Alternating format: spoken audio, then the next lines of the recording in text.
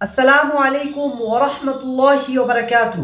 প্রিয় দর্শক, এই ভিডিওটি পুরো ভারতবাসীদের জন্যে এবং মুসলমান জাতির জন্যে অত্যন্ত গুরুত্বপূর্ণ এবং ইম্পর্টেন্ট।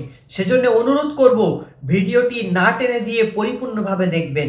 আমরা সকলেই জানি যে আমাদের মধ্যে মুসলমানদের মধ্যে গ্রুপে গ্রুপে দলে দলে বিভক্ত হয়ে আছে। কেউ শিয়া, কেউ সুন্নি, কেউ বেরেলভি, কেউ দেওবন্দি, কেউ আহলে হাদিস, এমনভাবে শত শত দলে মানুষ বিভক্ত হয়ে আছে। জানেন এই বিভক্ত হওয়ার কারণে কত মারাত্মক ক্ষতি হচ্ছে? আমরা সকলেই জানি। প্রথমে বাবরি মসজিদ, তারপরে জ্ঞানবাপী মসজিদ, তারপরে সম্ভালের জামে মসজিদ, তারপরে আজমির শরীফ, আবার এখন নতুন করে ইউপির বাদাইতে এক জামে মসজিদকে মন্দির দাবি করা হচ্ছে। এরকমভাবে প্রতি মুহূর্তে মুহূর্তে একটি একটি করে নতুন নতুন প্রোপাগান্ডা আনা হচ্ছে, যাতে করে মুসলমানদের ওই ধর্ম স্থানগুলো, ইবাদতখানাগুলো তারা কবজা করতে পারে। কিন্তু আমরা এত মুসলমান, এত সংখ্যায় মুসলমান হওয়ার পরেও আমরা কিন্তু কিছু করতে পারছি না। আরে করব কেমন করে?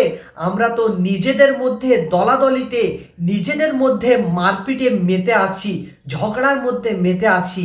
তাহলে এই ইসলামী শত্রুদেরকে দমন করব কেমন করে? একবার ভেবে দেখুন, যখন বদরের যুদ্ধ হয়েছিল তখন 313 জন সাহাবা 1000 কাফেরদেরকে নাস্ত নাবুদ করে পরাজিত করেছিলেন।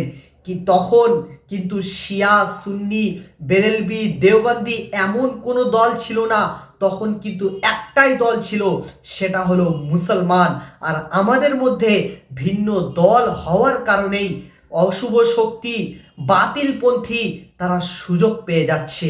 সেজন্য অনুরোধ করব, আমরা এখন এক হই, আমরা এক প্ল্যাটফর্মে আসি, আমরা ইমানি তাকাত নিয়ে তাদের বিরুদ্ধে লড়াই করে, তাদের পরাজিত করে আমাদের অধিকার আমরা ছিনিয়ে নিই, আমাদের অধিকার আমরা বুঝিয়ে নিই।